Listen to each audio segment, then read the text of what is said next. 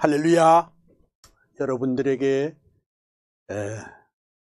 하나님의 은혜와 평강 그리고 축복이 넘치시기를 소원합니다. 연말이 돼서 금년 크리스마스는 메리 크리스마스가 아니고 새드 크리스마스입니다. 너무 슬픕니다.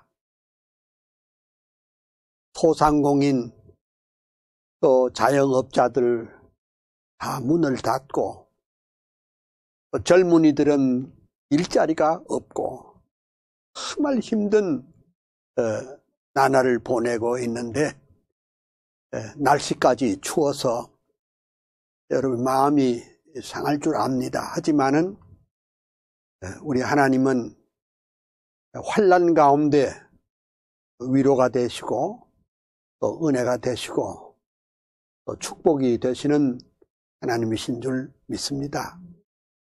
그래서 제가 이제 어제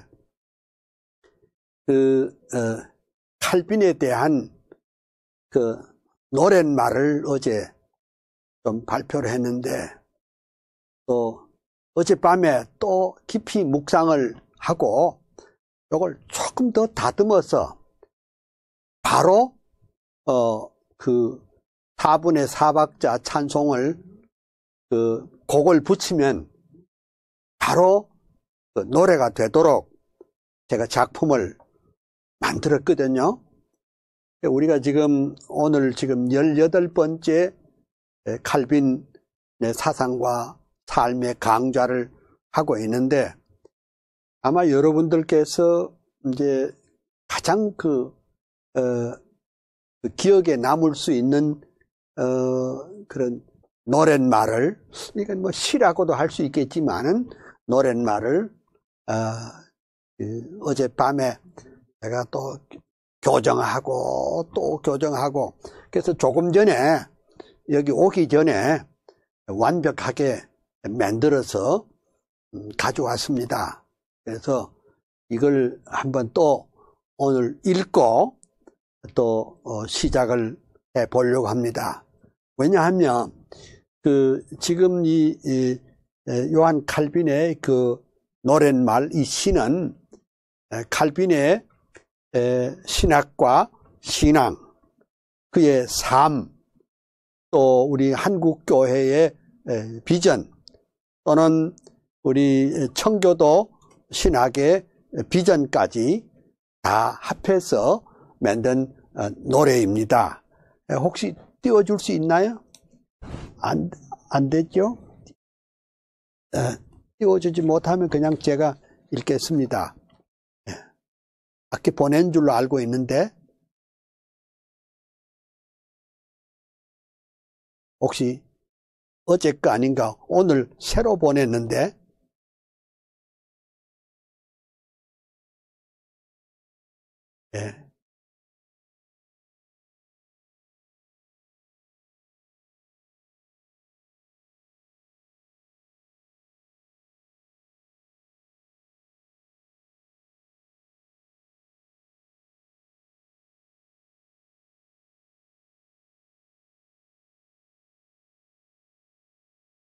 그냥 요한 칼빈이라고 치면 예.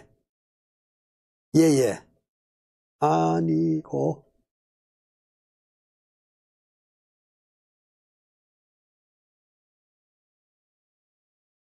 못 찾았습니까? 예, 그러면 여러분 그냥 들으시고 그 다음에 이제 이거 나중에 홈페이지에 이거 올릴게요. 홈페이지에 올려서 여러분 다 받도록 그렇게 할게요. 요거는 이제 이 노래는 4/4조로 이렇게 했습니다. 4/4조. 그러니까 여러분 아주 쉽게 할 수 있습니다. 제가 지금부터 읽겠습니다. 이 내용은 우리 칼빈의 사상과 삶을 연구하는 이렇게 핵심적인 것을 아주 큰 내용을 아주 이렇게 짧게 해서 이렇게 한 것이니까 여러분들에게 대단히 유익하게 될 줄로 믿습니다. 제가 예. 그래요. 조금 올리세요. 예. 조금 더 거기서부터 시작합니다. 수고하셨네요. 불란서의 동북쪽에 노아연의 오랜 도시, 카톨릭의 집안에서 영명하게 태어나서 천재적인 의학실력 독서광의 칼빈 청년, 헬라어와 히브리어, 라틴어에 귀재되고 하나님의 말씀 안에 온전하게 붙들려 교부신학, 인문학에 완전하게 통달하고 27 성경으로 기독교에 강요 쓰고 개혁신앙, 개혁교회 주춧돌을 세웠도다. 제네바의 생피엘의 개혁교회 목사되어 27년 세월 동안 말씀 목회 진리 수호, 양떼들을 사랑하는 진실하신 목회자로 위대하신 강해 설교, 교회개혁 선봉되다. 꿈에 그린 제네바의 아카데미 세우시고 경건으로 학문으로 인물들을 키워내어 주의 교회 개혁하고 제네바를 바꾸어서 성경 중심 운동으로 새 세계를 만들었다. 병약하신 육체에다 종합병원 요한 칼빈, 이단들과 자유주의 가톨릭의 공격에도 오직 성경, 오직 믿음, 오직 은혜 굳게 잡고 코람데오 솔리데오 글로리아, 위대하신 목회자로 주석가로 교의학자, 설교가로 저술가로 행정가로 헌신하여 열정기도 겸손으로 주의 교회 세우시고 하나님의 주권 파수 일관하던 개혁자여 500년의 역사 따라 개혁사상 이룩해서 그의 사상, 그의 불꽃, 예수사람 요한 칼빈, 한국교회, 개혁교회, 청교도의 신앙 따라 하나님의 말씀 중심, 교회 중심 전통되어 개혁주의 사상으로 정통교회 세우면서 영혼구원 진리파수 개혁신앙 보루되어 예수한국 복음통일 민족구원 완수해서 칼빈주의 사상으로 세계선교 이룩하세. 할렐루야. 어때요 여러분? 좋지요? 그래 내가 어제도 내가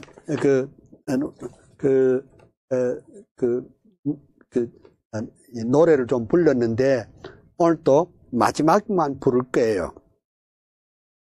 500년의 역사 따라 개혁신앙 이루어서 그의 사상, 그의 불꽃, 예수 사람 요한 칼빈, 한국교회, 개혁교회, 청교도의 신앙 따라 하나님의 말씀 중심, 교회 중심 전통이여 개혁주의 사상으로 정통교회 세우면서 영혼구원 진리파수 개혁신앙 보루되어 예수 한국 복음통일 민족구원 완수해서 칼빈주의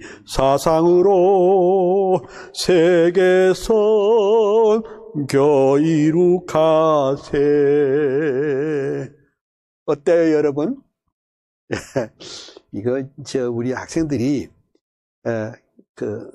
이 곡에 맞춰 가지고 이게 절수로 말하자면 8절까지 있어요. 8절까지 부르면 칼빈의 신학과 신앙, 삶을 그냥 완전하게 다 터득할 수 있는 아주 좋은 그런 것이 되지 않을까, 이렇게 생각이 되집니다. 그리고 이제 어제 저녁에 또 이제 잠이 안 와서 제가 새벽 2시에 일어나서 아브람 카이퍼 생애와 사상을 또 이렇게 만들었어요. 이게 완성되지는 않았지만은 아마 다음 주일에는 제가 완성해서 내가 올리겠지만은 이것도 한번 이거는 이제 현재는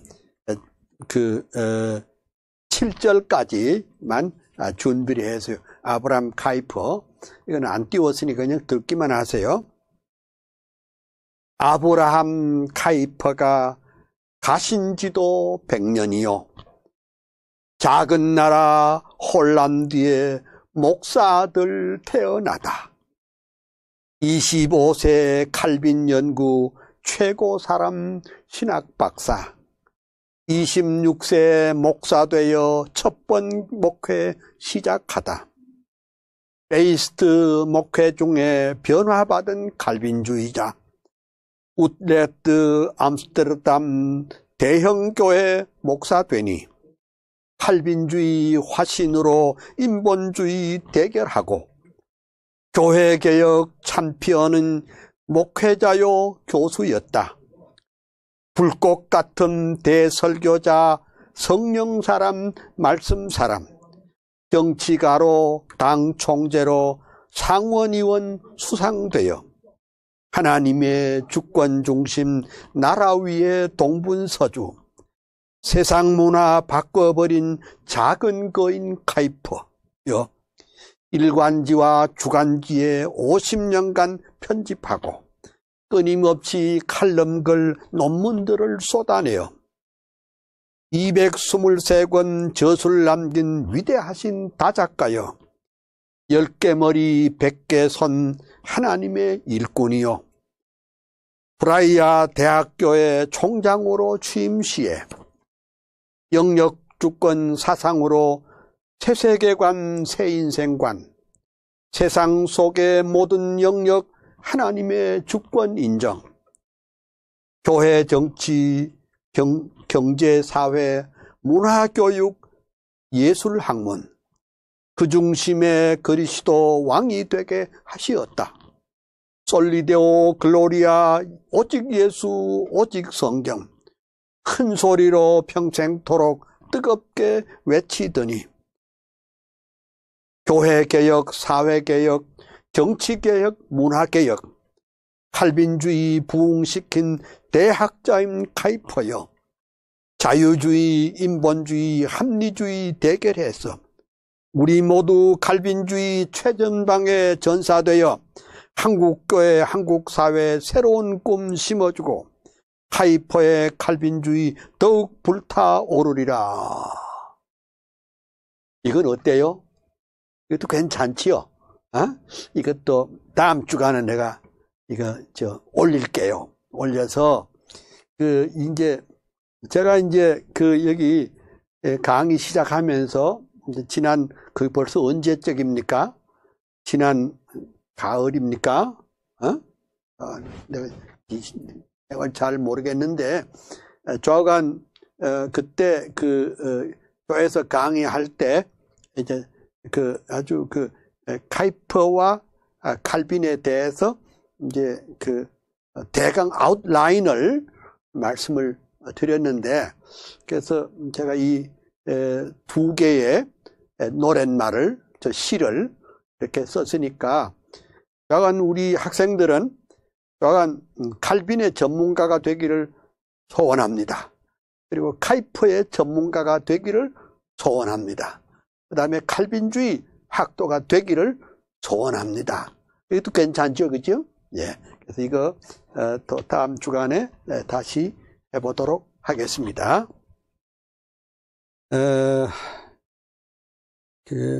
오늘 시작하기 전에 성경 로마서 3장 21절에서 제가 좀 읽겠습니다. 제가 제일 좋아하는 성경 구절이 왜 좋아하느냐?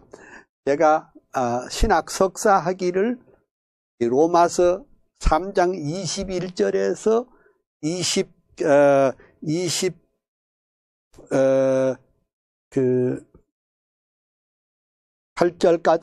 28절까지를 제가 주회를 했습니다.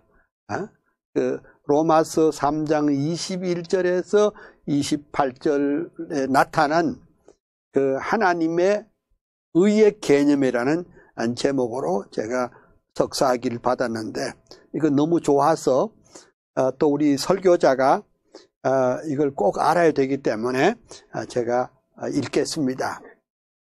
이제는 율법 외에 하나님의 한 의가 나타났으니 율법과 선지자들에게 증거를 받은 것이라. 곧 예수 그리스도를 믿음으로 말미암아 모든 믿는 자에게 미치는 하나님의 의인이 차별이 없느니라. 모든 사람이 죄를 범하였음에 하나님의 영광에 이르지 못하더니 그리스도 예수 안에 있는 구속으로 말미암아 하나님의 은혜로 값없이 의롭다 하심을 얻은 자 되었느니라. 이 예수를 하나님이 그의 피로 인하여 믿음으로 말미암아 앞는 화목제물로 세우셨으니 이는 하나님께서 길이 참으시는 중에 전에 지은 죄를 간과하심으로 자기의 의로우심을 나타내려 하심이니 곧 이때 자기의 의로우심을 나타내사 자기도 의로우시며 또한 예수 믿는 자를 의롭다 하려 하심이니라. 그런즉 자랑할 때가 어디뇨? 있을 수 없느니라. 무슨 법으로냐 행위로냐? 아니라 오직 믿음의 법으로이니라. 그러므로 사람이 의롭다 하심을 얻는 것은 율법의 행위에 있지 않고 믿음으로 되는 줄 우리가 인정하노라. 아멘. 여기까지 보았습니다. 근데 이제 제가 이걸 특별히 좋아하는 것은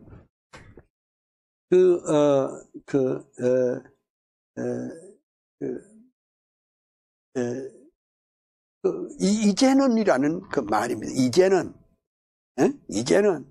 근데 이사야 35장에 보면은 그때는 그런 말이 있어요. 그때는.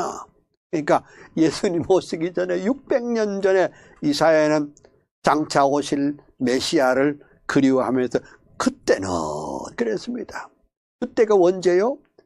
중보자이신 예수 그리스도가 세상에 오실 때. 그때는. 근데 사도 바울은 어째요? 사도 바울은 이제는.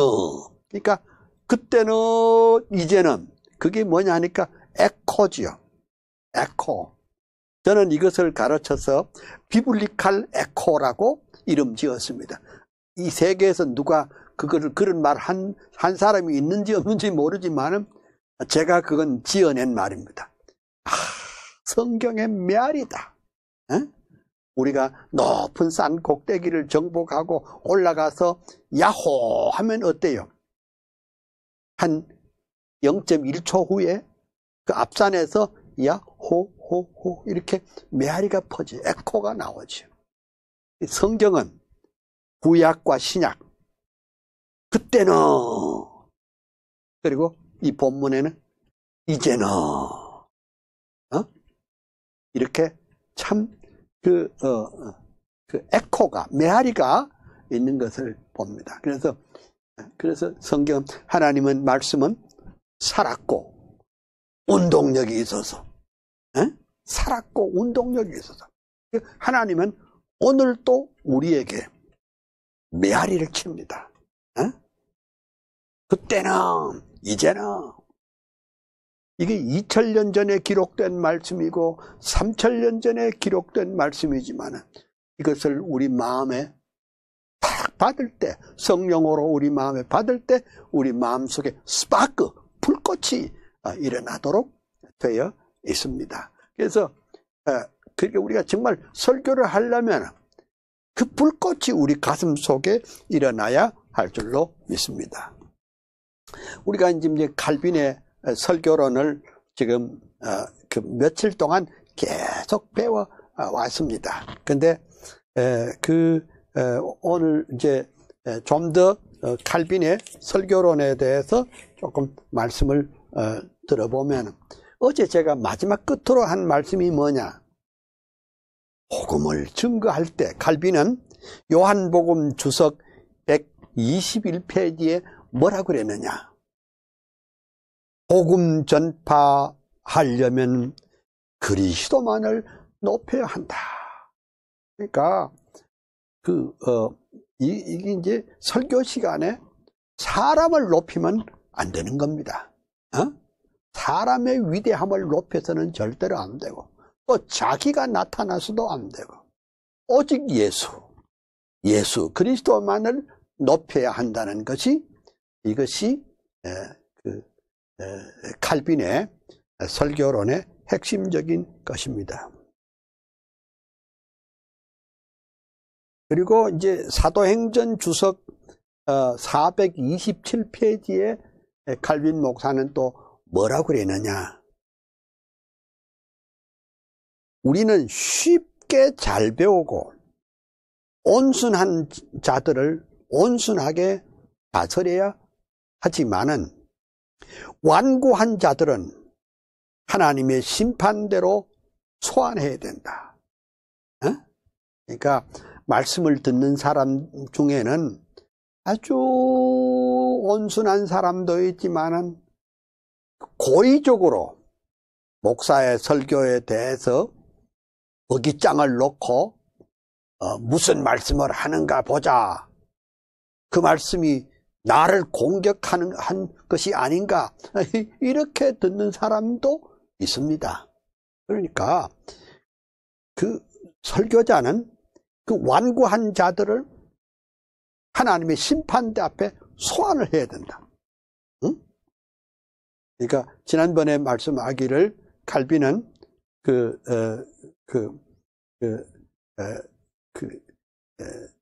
양을 부르는 목자는 양을 부르는 음성도 있어야 되겠지만은 또 이리를 쫓는, 이리를 쫓아내는 고함 소리도 있어야 된다. 이렇게 말씀을 했습니다.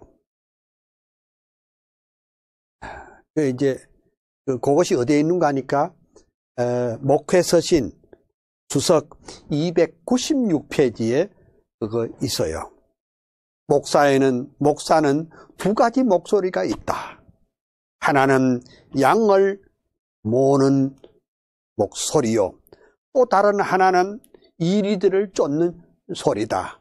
그렇게 했습니다. 그러니까 하나님의 은혜와 은총의 목소리도 해야 되지만은 동시에 하나님은 죄를 미워하시고 죄를 회개하여 하는 그런 음성도 필요하다. 이렇게 봤습니다. 그 다음에 이제 칼빈이 설교할 때 성경의 내용을 어떻게 할 것인가, 여기에 대해서 시편 주석 388면에 난 걸 말씀드릴게요.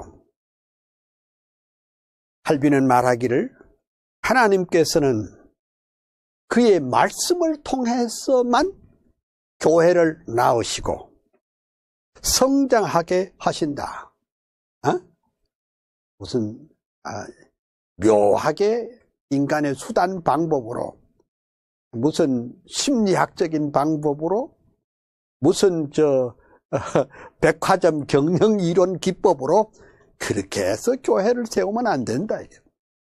오직 말씀, 오직 하나님의 말씀 증거를 통해서만이 교회를 낳습니다. 이렇게 했습니다.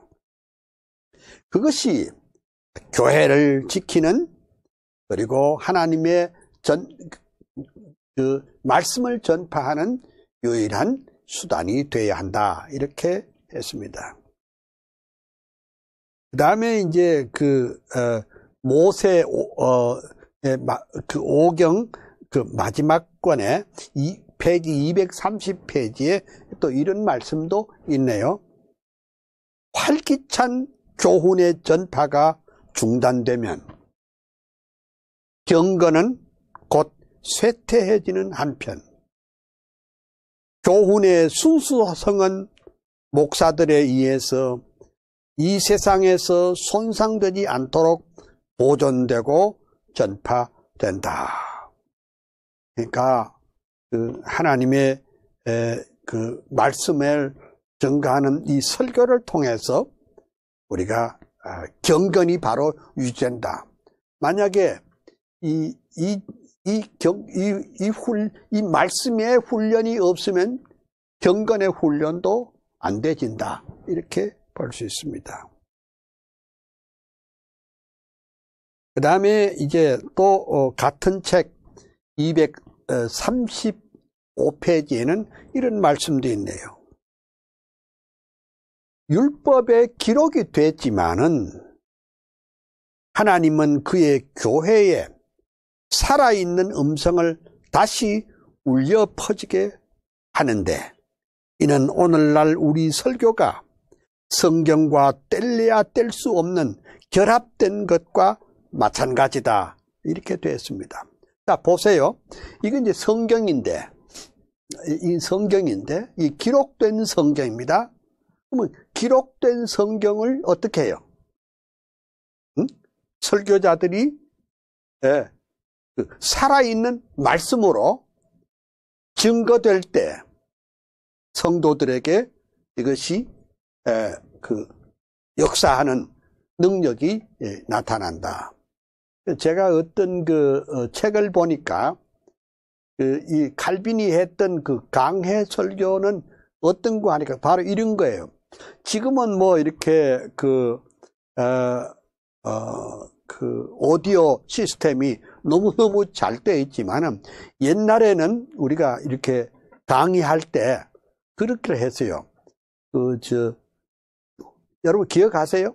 디아필름이라고, 요만한 디아필름이 이제 그걸 이제 환등기에 넣어서 하나씩 이제 돌리면서 설명을 하든지, 아니면은 옛날 옛적의 사진들을 그렇게 보고 추억을 나눴던 기억이 있습니다. 그런데 그 슬라이드는 뭐 요거보다 좀 조금 작죠. 조그만한 것입니다. 근데 슬라이드만 보면은 여기에 뭐 누가 있는지 무엇을 하는지 잘 알 수가 없어요. 근데 어때요? 환등기에 탁 넣어가지고 강렬한 빛이 쫙 비치면 어때요? 그 큰 스크린에, 대형 스크린에, 이거는 누구고 어디고 산이 있고 나무가 있고 자세하게 보여주잖아요. 설교는 바로 그와 같아요. 그러니까 우리가 지금 이 성경 보면 뭔 말인지 모르잖아요. 이해도 안 되고. 그러면 어때요? 신학을 제대로 공부한 설교자가 그 본문을, 그 뜻을 아주 예리하게 분석하고 그 뜻을 명쾌하게 드러내서 오늘을 살아가는, 즉 2020년에 살아가는 우리들에게 그것을 밝히 드러내는 것이 꼭 설교다. 설교란, 강해 설교란 슬라이드 필름의 아주 작은 필름, 눈에 잘 뵈지 않는 그 필름을 환등기에 넣어서 그것을 100배, 200배 확대해서 큰 스크린에서 볼 수 있는 것처럼 그렇게 만드는 것이 설교다. 그러니까 우리가 가령 예를 들면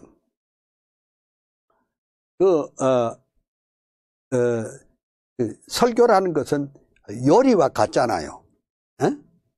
가령 예를 들면 고등어가 참 건강에 좋지만 밥상에 고등어를 그냥 내놓으면 안 되잖아요. 비린내나고 안 되죠. 그러면 고등어를 하려면 어떻습니까? 그것을 냄비에 넣고 무나 감자를 넣고 양념을 넣어가지고 그것을 아주 팔팔 끓여가지고 그러면 어떻게 고등어찌개가 되지 않겠나. 그래야 먹음직스럽고 우리가 참 아주 건강에 좋은 것처럼 설교가 바로 그래요. 요 말씀을 오늘 이 시대에 살아가는 사람들이 알아들을 수 있도록, 느낌이 있도록, 확신이 서도록 자세하게 설명하는 것이어야 한다. 이렇게 볼 수 있습니다. 그 다음에 이제 칼빈이 이사야 주석 3권 213페이지에 또 이런 말씀을 했습니다. 하늘의 소리에 하늘의 교훈을 전파하는 설교가 들리지 않는 회중이 있다면 그런 교회는 마땅히 교회로 간주될 수가 없다. 야, 그러니까 이 목사님이 전파하는 그 설교가 들리지 않는, 귀에 들리지 않는 그런 회중이 있다면 그런 교회는 교회로 간주될 수가 없다. 참 공중에 소리치는 게 아니고 반드시 청중에게 하나님의 말씀이 성령의 감동으로 깨달아지고 확신을 주고 은혜를 주는 그런 교회가 참된 교회인 줄 믿습니다. 그 다음에 또 칼빈 목사님은 에스겔 주석 1권 273페이지에 이런 말을 했습니다. 하나님께서는 망망한 바다 위에서처럼 가장 깊은 고통 속에서 그의 말씀으로 우리를 격려해 주신다. 그의 교훈은 우리에게 있는 한 우리에게는 우리를 항구로 안전하게 인도할 안내자가 된다. 그러니까 하나님의 말씀은, 아니 설교는 우리 모든 사람에게 등대와 같다. 이렇게 표현을 하고 있습니다. 아무리 힘들고 또 헤어날 수 없는 풍랑 가운데 있다고 할지라도 하나님의 말씀이 우리에게 등대가 되는 겁니다. 제가 이 시간을 통해서 여러 번 말했죠. 시편 119편 105절 주의 말씀은 내 발의 등이요 내 길의 빛이니라. 주의 말씀은 내 발의 등이요 내 길의 빛이라고 하지 않았습니까? 예. 그러니까 이 본문 말씀처럼 칼빈은 생각하기를 망망한 대해에 항해하는 배 등대와 같은 역할을 하는 것이 바로 말씀이고 또 그 말씀을 증거하는 설교자의 메시지입니다. 그러니까 그 2000년 기독교 역사에 정말 힘들고 어려울 때에 하나님께서 당신의 종들을 위대한 설교자를 일으켜서 세상을 변화시키고 교회를 변화시키고 그리고 사회를 변화시켰습니다. 중세시대 참 칠흑같이 어두운 때 하나님께서 루터와 칼빈을 일으키시고 여러 개혁자들을 일으켜서 성경으로 돌아가자는 그런 강력한 하나님의 말씀을 설교하게 돼서 그래서 교회를 우리 개혁교회를 만들게 됐습니다. 또 19세기에 자유주의가 판을 치고 자유주의가 성경의 모성을 부정하고 합리주의 그리고 인본주의 사상이 교회 안으로 깊이 들어왔을 때 하나님께서 아브라함 카이퍼를 세우셔서 이렇게 했습니다. Back to the Bible. 성경으로 돌아가자. Back to the 존 칼빈. 칼빈의 사상으로 돌아가자 하면서 교회를 개혁하고 사회를 개혁하고 그리고 국가의 정치를 개혁해서 하나님의 교회가 되도록 개혁교회가 되도록 역사하셨습니다. 하나님은 미국에 참 미국 교회가 또 어려움을 당할 때 하나님은 조나단 에드와드를 통해서 조나단 에드와드는 아주 돋보기 안경을 썼거든요. 그래서 그때 당시에는 전기가 없었어요. 전기가 없던 시대에 집회를 어떻게 해요? 큰 천막에 초를 이렇게 밝히고 그렇게 했는데 이분은 원고를 그냥 읽었습니다. 원고를 읽는 설교였습니다. 그때 설교 제목이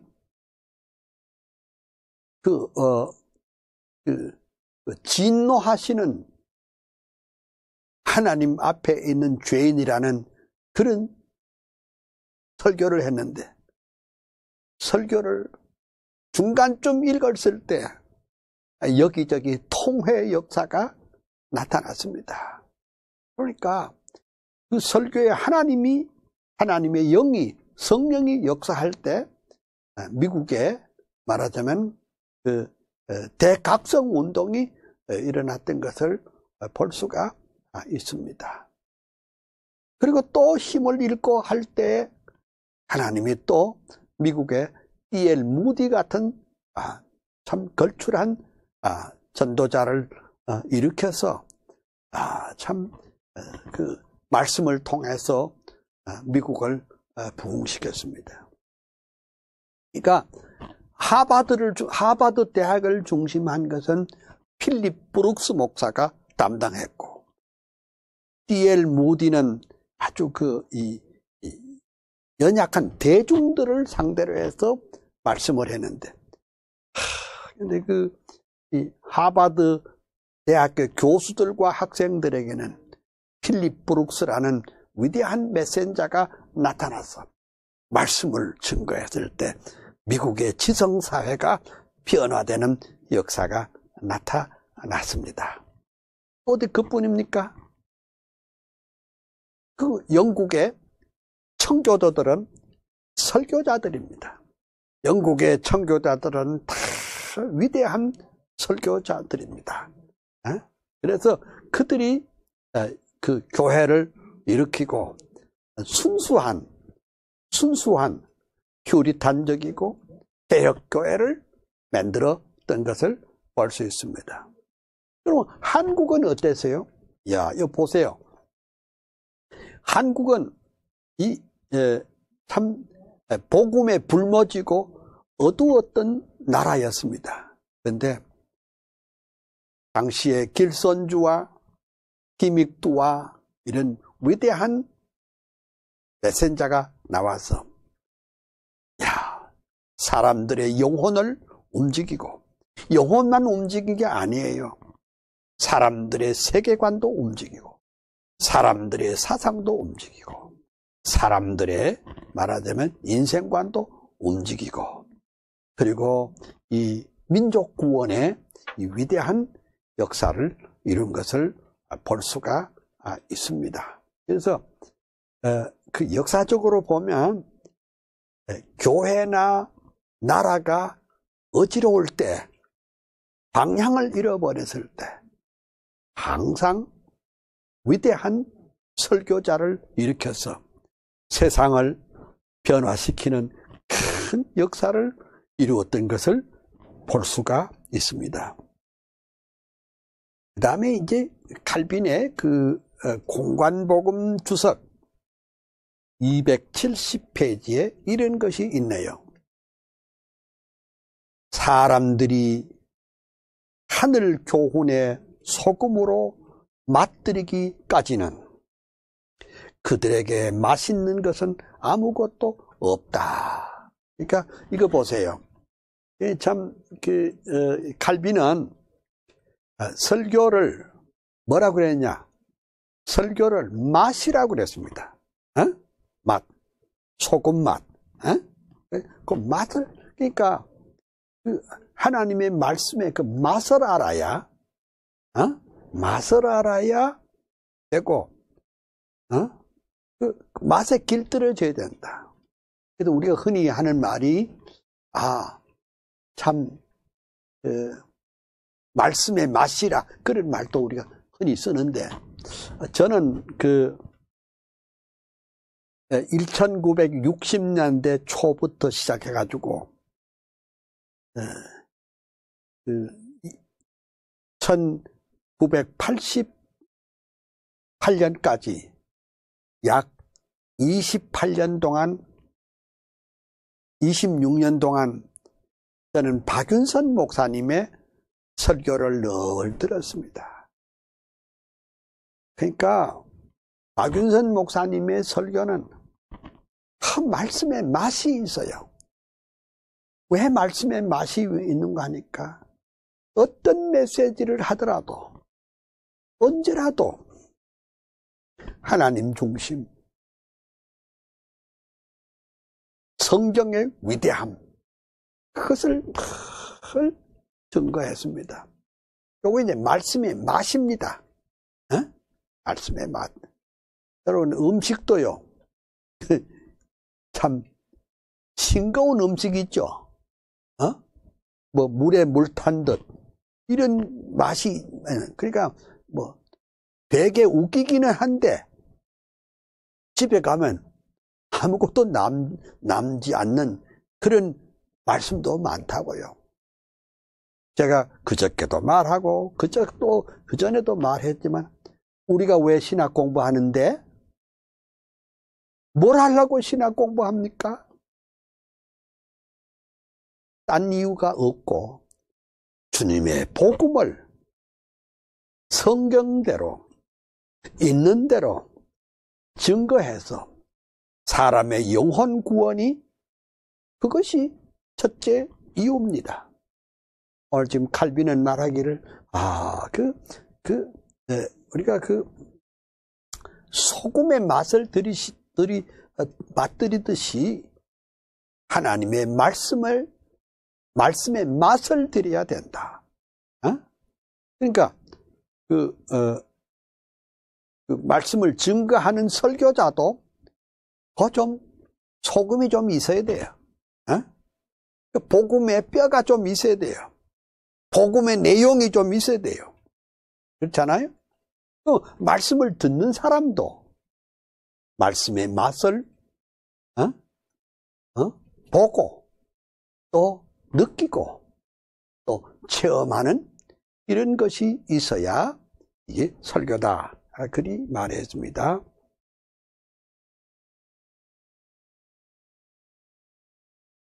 그리고 목회서신 91페이지에 칼빈 목사님은 또 이렇게 말했습니다. 교회가 진리를 지키는 것은 설교를 통해서 교회가 진리를 선포하기 때문이다. 그러면 보세요. 만에 하나 우리 교회가 모든 목사님들이, 모든 전도사님들이 순수한 복음 진리를 증거하지 않는다면 그 교회는 진리를 지키는 교회가 아니다. 그렇게 말할 수 있습니다.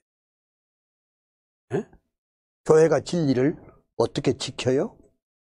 설교를 통해서 진리를 지킨다.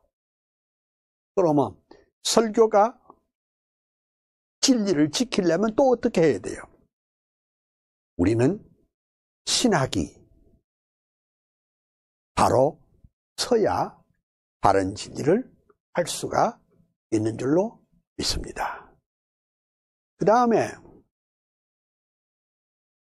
칼빈은 목회서신 주석 91페이지에 또 이렇게 말하고 있군요. 하나님의 진리는 순수한 복음 전파에 의하여 보존이 된다. 우리 한국교회는 번영신학에 지나치게 노출되어 목사님들이 순수한 복음 증거를 회피하고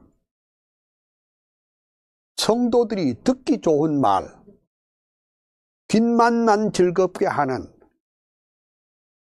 내용이 없고 알맹이가 없고 소금이 없는 그런 내용을 전하는 경우가 많이 있는데 참으로 섭섭하고 안타까운 일이 아닐 수가 없습니다. 하나님께서 우리 한국교회를 힘있게 세워주셔야 합니다.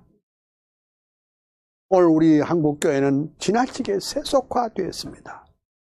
그런데 이 세속화를 막고 교회가 교회다워지려면 어떻게 하면 되느냐? 그것은 하나님의 순수한 복음 증거 운동을 해야 할 것입니다. 그런데 여기 이런 말을 꼭 제가 하고 싶습니다. 미국에 아주 훌륭한 신학자가 이런 말을 했어요. 미국의 달라스 신학교의 설교학 교수님이신데 이런 말을 했습니다. 이 세상에는 자기 설교가 정통이라고 생각하지 않는 사람은 하나도 없다. 다 자기 설교는 성경적이라고 다 말한다고 합니다. 근데 무엇이 성경적입니까? 그것은 제가 이번 주간을 통해서 여러 번 말씀했지만 성경을 하나님의 구속사적인 안목으로 성경을 해석하고 볼 줄 아는 안목이 열릴 때 비로소 우리는 성경을 옳게 볼 수가 있습니다. 빌립이 나다나엘에게 전도할 때 뭐라고 그랬습니까? 율법에 기록하였고 선지자가 기록한 그 일을 내가 만났다 그랬죠. 에? 그러니까 율법서의 내용도 중보자 그리스도를 위하여 있고 그 다음에 선지자의 글도 사실은 뭐예요? 예언이 바로 예수 그리스도를 위해 있었다는 빌립의 아주 통찰력 대단합니다. 또 사도행전 7장에 와보면 사도행전 8장에 와보면, 8장 35절에 와보면, 집사 빌립이 뭐라고 그랬습니까? 집사 빌립이 말하기를, 이 글에서 시작하야, 이 글에서 시작하야, 이 글에서 시작하야 예수를 가르쳐 복음을 전하니. 와, 그럼 이 글이 뭐예요? 이 글이 이사야 53장이에요. 이사야 이 글에서 시작하야 예수를 가르쳐서 복음을 전하니. 그러니까 이사야 53장의 핵심 포인트가 뭐예요? 예수 그리스도라. 그것을 누가 알았느냐? 빌립 집사도 다 알았어요. 집사도 아는 이 지식을 오늘날 우리 목회자들이 모르는 수가 있어요. 응? 이 글에서 시작하야 이사야 53장에 예수님 오시기 전 600년 전에 있던 그 말씀이 바로 예수 그리스도를 향하여 있었다. 이건 뭐예요? 성경을 그냥 한 구절 읽고 오늘 살아가는 우리들에게 실존적인 의미로 해석하고 약간의 교훈이라 받으려고 하는 그런 거하고 다르고, 성경을 항상 구속사적으로 보고 이해할 줄 아는 그런 것이 바로 요한 칼빈 목사님의 방법이다. 그렇게 볼 수 있습니다. 그 다음에 이제 목회서신 115페이지에도 이런 말이 있네요. 성경은 모든 지혜의 원천이며 성경으로부터 목사들은 자신들의 양떼 앞에 세웠던 모든 것을 이끌어내야 한다. 여러분, 요새 우리 목사님들은 설교를 어떻게 하느냐? 전부 다 컴퓨터에 이렇게 클릭을 해가지고,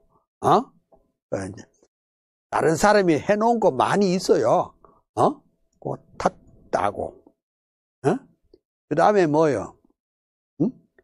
좋은 말도, 예화도, 손가락 하나 다 클릭하면 다 나와요. 그래 가지고서는 좋은 설교가 될 수가 없습니다.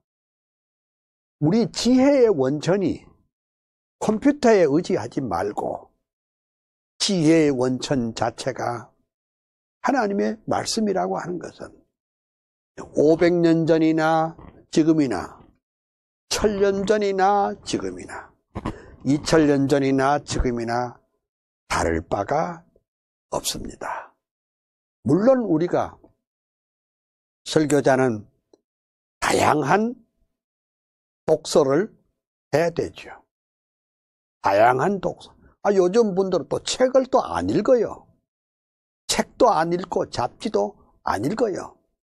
그냥 전부 컴퓨터에 정말 클릭을 해가지고 정보를 빼내가지고 쓰는 것이 있는데, 그리 되면 내용도 없고 무게도 없고 또 본인의 가슴이 뜨겁기 전에는 다른 사람의 가슴을 뜨겁게 할 수가 없어요.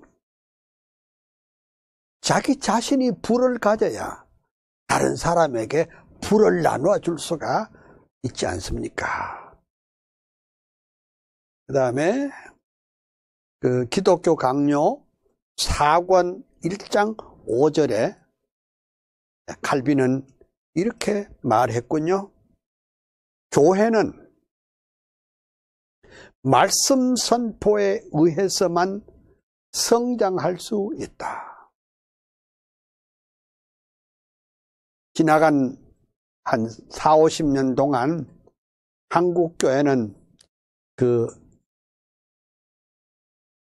풀러 신학교에 도날드 맥가브란이라는 학자에 의한 교회 성장학의 완전히 포로가 됐습니다. 교회 성장 방법론이 많이 있었습니다. 그러나 물론 뭐 그렇게 해가지고 재미 본 데도 들어있지만은, 그러나 근본적으로는 하나님의 말씀이 풍성해질 때 하나님께서 교회를 크게 부흥시켜 주실 줄 믿습니다. 지금 큰 교회, 참 성장하는 교회 가보면 틀림없이 하나님의 말씀에 충실한 설교가 있었다 하는 것을 알 수가 있습니다. 그 다음에 이제 또 하나 볼 수 있는 것은 그 공관복음 1권 227페이지에 있는 말씀인데, 성경 해석자들은 당연히 성경의 위엄을 분명히 나타내야 한다. 따라서 겸손하고 경외하는 마음으로 성경을 다루어야 한다. 그러니까 이 자유주의자들은요, 말 쓰는 게 또 고약합니다. 성경을 우상시하지 말아라. 요따오 말하고 참 그렇게 말을 하니까 성경의 진리를 깨달을 방법도 없고 감동이 없고 감격이 없습니다. 그러면 우리가 이 성경을 대할 때가 참 중요합니다. 성경을 어떻게 대해야 되느냐. 칼빈은 말하기를, 성경을 대할 때 우리가 겸손하게 대해야 된다. 하나님의 말씀이 참이라는 것을 경외하면서 대해야 그 가슴에 불이 일어나지요. 성경을 비판적으로 대하는 사람은 은혜를 받을 수가 없어요. 그렇지 않아요? 목회자도 설교자도 하나님의 말씀을 겸손하게 경외하는 마음으로 말씀을 봐야 됩니다. 그러니까 고요히 들어야 됩니다. 고요히 하나님을 생각해야 됩니다. 조셉 파커라는 위대한 설교자는 이렇게 말했습니다. 우리가 성경을 읽을 때 공원에 산책하듯이 성경을 읽어라. 우리가 KTX를 타고 부산까지 가는데 많은 산과 들과 숲과 집이 막 나타나죠. 근데 그렇게 해가지고서는 나비나 꿀벌을 볼 수가 없고 개미를 볼 수가 없지요. 공원에 착하니 벤치에 앉아가지고 아주 편안한 마음으로 볼 때, 벌이 꽃에 들어가서 꿀을 따는 모습을 볼 수가 있습니다. 우리가 성경을 읽을 때 그냥 이렇게 침을 딱 발라가지고 다독하면 좋다고 막 이렇게 그냥 해가지고 1독, 그다음에 2독, 3독, 그것도 뭐 안 하는 것보다는 낫겠지만은 말씀을 순종하면서 경외하면서 묵상하면서 성경을 읽을 때 우리는 그 설교자나 설교 듣는 자가 큰 은혜와 또 위로와 축복을 받게 될 줄로 믿습니다. 그리고 이제 그 사도행전 주석 435페이지에 칼빈 목사님은 또 이런 말을 했군요. 하나님의 말씀이 우리 앞에 제시될 때 우리는 하나님께서 지금 임재하셔서 나를 부르신다는 것을 생각을 해야 됩니다. 다시 말씀드릴게요. 하나님의 말씀이 선포될 때 하나님께서 지금 목사님의 음성을 통해서 나를 부르시는구나. 나에게 말씀하는구나. 이렇게 돼야 됩니다. 여러분이 설교 들을 때요. 목사님이 오늘 나보고 하신 말씀인가? 내 사정을 목사님이 어떻게 그렇게 잘 아실까 할 정도로 바로 그 말씀이 내게 주시는 하나님의 말씀으로 들릴 때 우리는 참 말씀을 잘 받아서 또 감당하게 되는 것입니다. 그래서 그 말씀에 대한 경외도 중요하지만은 그 영으로 계시는 하나님께 대한 그에 대한 어미로우심과 그에 대한 존경의 말씀을 들을 때 내게 은혜가 되는 것입니다. 아무 생각 없이 우리가 설교를 잘못 들으면 교회당에 앉기는 앉아 있는데 생각은 어디로 가요? 뉴욕 가고 LA 가고 런던 가고 동경 가고 앉아 있기는 교회에 앉아 있는데 생각은 부산 가 있다. 이렇게 되면은 은혜가 안 된다. 그러니까 하나님께 대한 그 경외하는 마음이 있어야 되겠고 말씀에 대해서 경외하는 마음이 있어야 설교자도 설교가 나오고 듣는 사람도 그 말씀에 은혜가 된다. 이런 표현입니다.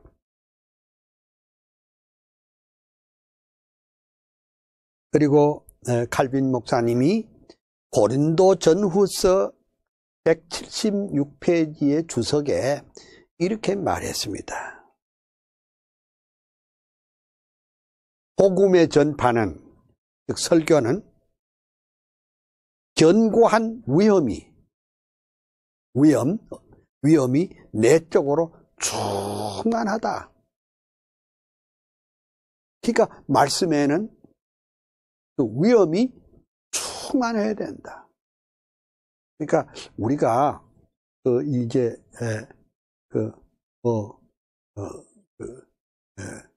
무슨 가운을 좋은 거 입으면 위험이 아니고 음성을 깔면 위험이 아니라 그 하나님의 말씀을 복음대로 잘 증거할 때 그 목사님의 설교자의 권위는 거기서 살아 있습니다. 무슨 이상한 방법이 아니고 그 복음 그 자체가 말씀 자체가 우리에게 권위를 높여준다. 이렇게 볼 수 있습니다. 그 다음에 이제 제가 하나만 더 읽고 오늘 강의는 마치려고 합니다. 이제 말씀과 더불어 성령이 어떻게 역사하느냐. 그러니까 우리는 그냥 말씀하면 되는 게 아니고 반드시 그 말씀 설교의 가운데 성령의 역사가 있어야 된다는 것을 우리가 알아야 합니다.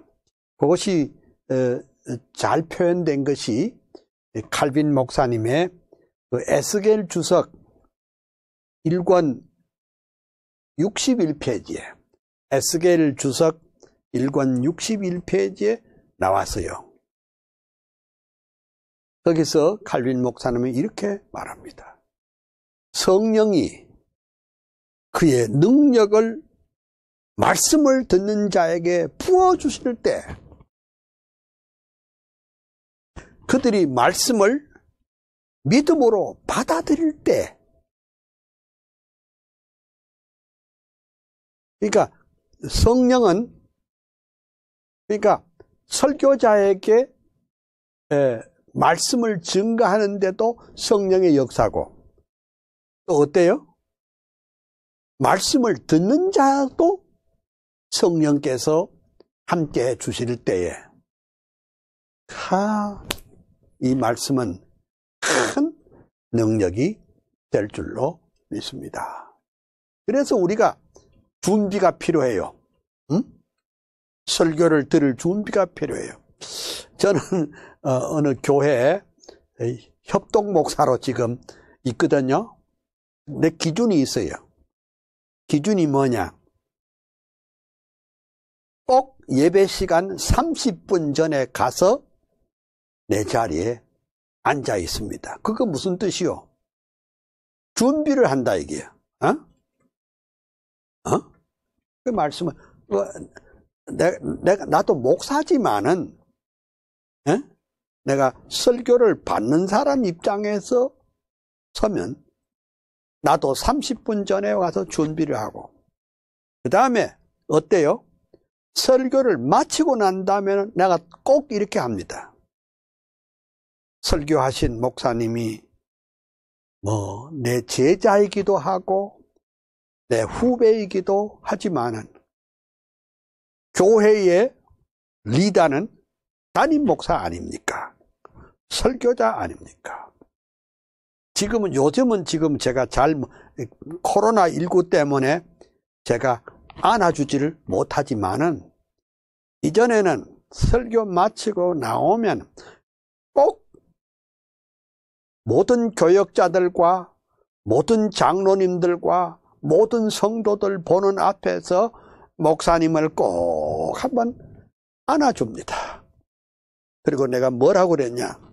Thank you for your wonderful message.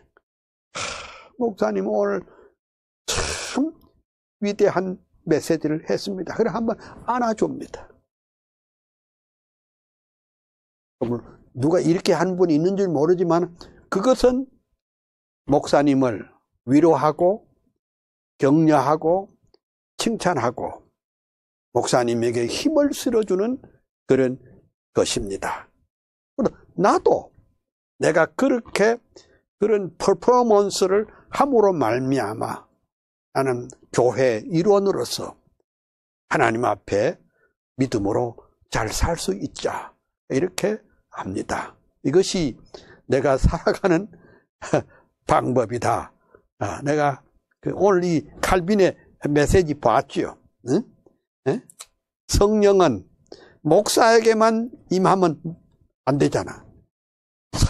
그 설교를 듣는 청중에게도 성령이 함께 해 주셔야 될 줄로 믿습니다.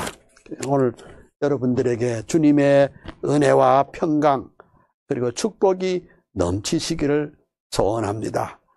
다음 주간에 다시 보고 아주 칼빈의 신학과 신앙을 제대로 잘 아는 여러분 되시기를 소원합니다. 기도하겠습니다. 할렐루야.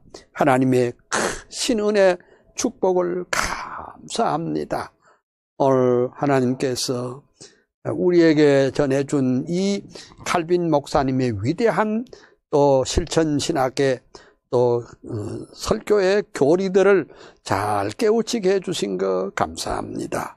하나님 이 어려운 코로나19 시대에 사랑하는 주의 자녀들을 안보하여 주시고 하나님 아버지 건강을 지켜주시고 믿음을 지켜주시옵소서. 각자 섬기는 교회 하나님이 복을 허락하여 주시고 일치월장하고 부흥케 하여 주옵소서.